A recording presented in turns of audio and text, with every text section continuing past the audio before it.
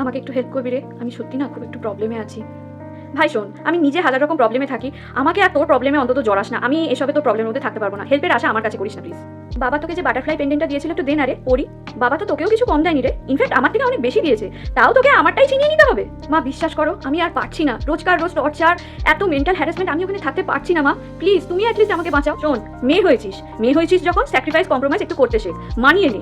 বিয়ে দিয়ে দিয়েছে, আমি আর কি করবো। আর ওই রকম ও একটু আধটু হয়, স্বামীরা ওরকমই একটু করে।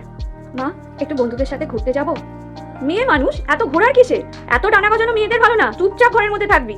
মা আপনার ছেলে প্রত্যেকদিন এইভাবে ফিজিক্যাল টর্চার করছে, আমি আর পারছি না মা। আপনিও তো মেয়ে, আপনি আমাকে সাহায্য করবেন না? দেখো বৌমা, এসব ন্যাকাকান্না আমার কাছে কেঁদো না। স্বামীরা এরকম একটু করে, চুপচাপ মুখ বুজে মেনে নাও। আমি আবার তোমাকে কি সাহায্য করতে পারবো?